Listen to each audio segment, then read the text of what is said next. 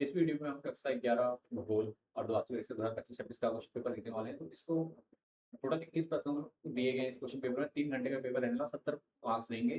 तो सभी क्वेश्चन का आपने स्क्रीनशॉट लेना है ताकि वीडियो लंबी ना हो और आपने क्या है कि क्वेश्चन को अच्छे तैयार कर लेना है। चलिए शुरू करते हैं आज की वीडियो। पहला क्वेश्चन जो है बहुविकल्पीय है, खंड क में। ठीक है, मल्टीपल चॉइस क्वेश्चन है, 1 मार्क्स मार्क्स के सब रहेंगे। पहला क्वेश्चन देख लीजिए, आपके साथ स्क्रीन पे दिखाई दे रहा है। खंड प्रश्न नंबर कौन निम्नलिखित में से कौना नहीं होगा या कौन सा विषय कालिक संश्लेषण करता है। ठीक है, उसके बाद नेक्स्ट है, निम्नलिखित में से किस देश की भारत के साथ सबसे लंबी स्थलीय सीमा है। बांग्लादेश, पाकिस्तान, चीन और म्यांमार। इसके बाद अगर देखिए, निम्नलिखित में से कौन सा देश क्षेत्रफल में भारत से बड़ा है। फ्रांस, चीन, मिस्र या ईरान। ठीक है, भारत का एकमात्र सक्रिय ज्वालामुखी कहाँ स्थित है। बैरन द्वीप, लक्षद्वीप, निकोबार और दमन द्वीप। इसके बाद निम्नलिखित में से कौन भूगर्भ की जानकारी का प्रत्यक्ष साधन है। ठीक है, भूगर्भ की जानकारी का कौन सा प्रत्यक्ष साधन है ये आपको बताना है। इसके बाद आपका देखिए, इसमें ऑप्शन दिए में भूकंपीय तरंगे, गुरुत्वाकर्षण बल, ज्वालामुखी और पृथ्वी का चुंबकत्व। भागीरथी और अलकनंदा का संगम है। विष्णुप्रयाग, कर्णप्रयाग, बुद्धप्रयाग या देवप्रयाग। ठीक है, अंडमान और निकोबार को कौन सा जल क्षेत्र अलग करता है। ठीक है, 11 degree channel, 10 degree channel, Myanmar की खाड़ी या अंडमान सागर। ठीक है, तो सारे क्वेश्चन इंपोर्टेंट रहने वाले और सेम टू सेम क्वेश्चन इसी प्रकार से दिखाई देगा। तो सारे क्वेश्चन आपने एक बार तैयार जरूर कर लेना है। और पहली बार अगर चैनल पे है तो चैनल को सब्सक्राइब जरूर कर लीजिएगा ताकि इस प्रकार की और वीडियो आपको मिलती रहे और अपने एग्जाम तक आप चैनल से जुड़े रहें और अच्छे से अपनी तैयारी करते रहें। डेली शाम को लाइव क्लासेस चलेंगी, क्लास 10 की और क्लास 12 की। अगर आप लोग चाहते हैं तो उसकी चालू कराई जाएंगी। आपने क्या है, चैनल पर जुड़ के कमेंट जरूर कर देना है। ठीक है, चलिए आगे बढ़ते हैं। अंडमान और निकोबार का कौन सा जल क्षेत्र अलग करता है। ठीक है, बता दिया आपको। उसके बाद देखिए, उत्तराखंड का सबसे ऊंचा पर्वत शिखर है कौन सा। कामेट, नंदा देवी, त्रिशूल या पंचाशूली। ठीक है, उसके बाद वन नीति के अनुसार वर्तमान में निम्नलिखित में से कितना प्रतिशत क्षेत्र वनों के अधीन होना चाहिए। ठीक है, ये सारे क्वेश्चन मैंने आपको बता दिए हैं। सारे क्वेश्चन आपके सामने दिखाई दे रहे होंगे। और अगला देखो क्या है क्वेश्चन, निम्नलिखित में से लघु प्लेट नहीं है। लघु प्लेट नहीं है बता रहा है, नजक्का, फिलीपीन, अरब या अंटार्कटिक सॉरी। ठीक है, उसके बाद आपके आते हैं निश्चित उत्तरीय प्रश्न जो कि एक एक नंबर के रहने वाले हैं। ठीक है, 1 से 2 लाइन के अंदर आपने उत्तर देना होगा इनका। तो सारे क्वेश्चन आप देख लीजिए एक एक करके। भूगोल के अध्ययन में कितने उपगम है। भाड़ा नागल बांध परियोजना किस नदी पर स्थित है।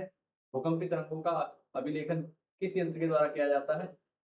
पैराडॉ पैरालॉजी पेडालॉजी सॉरी पेडालॉजी के अंतर्गत किसका अध्ययन किया जाता है। ठीक है, पेडालॉजी के अंतर्गत किसका अध्ययन किया जाता है। इसका अति लघु उत्तरीय प्रश्न आ गए हैं आपके 2-2 नंबर के रहेंगे ये सभी क्वेश्चन। पहला क्वेश्चन है क्वेश्चन नंबर 6 जो है आपका, भूगोल के अध्ययन के विषय वस्तुगत क्रमबद्ध जिसे लिखा गया है, उपागम पर संक्षिप्त टिप्पणी लिखिए। ठीक है, भूगोल के अध्ययन के विषय वस्तुगत उपागम की संक्षिप्त टिप्पणी देनी है आपको। ठीक है, सिस्टमेटिक अप्रोच में बात करनी है आपने। उसके बाद क्वेश्चन नंबर 7 है, विभेदन प्रक्रिया से आप क्या समझते हैं। विभेदन प्रक्रिया से आप क्या समझते हैं। उसके बाद आपका महाद्वीपों के प्रवाह के लिए वैगनर किन बलों का उल्लेख किया। ठीक है, महाद्वीपों के प्रवाह के लिए। उसके बाद का क्वेश्चन है, पृथ्वी के भीतर सक्रिय 2 आंतरिक बलों का नाम लिखिए। ठीक है, 2 पृथ्वी के अंदर सक्रिय आंतरिक बल है उनके नाम बताने हैं आपको। जलोढ़ मैदान किसे कहते हैं। उसके बाद लघुत्तरीय प्रश्न आगे 3-3 नंबर के रहने वाले सारे क्वेश्चन, इनको देख लीजिए। नंदी द्रोण व जल सांबर में अंतर स्पष्ट कीजिए। ये क्वेश्चन आपका इंपॉर्टेंट रहने वाला है। इसके बाद देखिए अगला क्वेश्चन, हमारे जीवन में भूगोल के महत्व को समझाइए। ज्वालामुखीता और ज्वालामुखी शब्द में अंतर लिखिए, इनमें अंतर बताना आपको। ठीक है, उसके खाड़ी और जल संधि में अंतर स्पष्ट कीजिए। भारत के लंबी तट रेखा के क्या प्रभाव है। भारत के लंबी तट रेखा के क्या प्रभाव है आपको बताना है। उसके बाद मानक समय रेखा का क्या उपयोग है। ठीक है, स्टैंडर्ड टाइमलाइन जो होती है उसका क्या हुआ है। ठीक है, उसके बाद देखिए, भूकंप किसे कहते हैं। भूकंप के 3 प्रभाव लिखिए। ठीक है, भूकंप किसे कहते हैं, भूकंप के 3 प्रभाव आपको बताते हैं। उसके बाद आपके टोटल देखिए दीर्घ उत्तरीय प्रश्न आगे जो कि 5-5 नंबर के आपके रहने वाले हैं। इसका आपका 1 पेज का या कम से कम 10 से 15 लाइन का आपको लिखना होगा क्वेश्चन। ठीक है, 10 लाइन मान के चलिए। उसके बाद क्या है, महाद्वीपीय विस्थापन सिद्धांत व प्लेट वर्तनी सिद्धांत बस सिद्धांत होगा यहाँ पे। ठीक है, गलत लिखा है। में मूलभूत अंतर स्पष्ट कीजिए। ठीक है, difference between continent defeat theory end plate tectonic theory. ठीक है, उसके बाद पृथ्वी की आंतरिक संरचना का सचित्र वर्णन कीजिए। पृथ्वी की जो आंतरिक संरचना है उसका सचित्र वर्णन करना है आपको। 5 नंबर आपको यहाँ से मिल जाएंगे। क्वेश्चन नंबर 20 देखिए क्या है आपका, भारत को कितने भू आकृति खंडों में बांटा गया है, किसी एक भाग का वर्णन कीजिए। ठीक है, ये क्वेश्चन भी आपका 5 नंबर का रहना। इसके बाद आपका मैप कार्य जो मात्रिक से संबंधित है, इसके लिए आपको एक मैप मिलेगा। मैप वर्क करने के लिए आपको एग्जाम में तो आपने क्या करना है, इसको तैयार कर लेना है, ठीक है। भारत के दिए गए रेखा मानचित्र में निम्नलिखित को दर्शाइए तथा उनका नाम भी लिखिए। क्वेश्चन नंबर 21 है, जिसपे आपको क्या-क्या दिखाना है, भारत की राजधानी अर्थात दिल्ली, बंगाल की खाड़ी, मालाबार तट, केटू पर्वत शिखर और गंगा नदी, ठीक है। ये सारी चीजें आपको दिखानी है।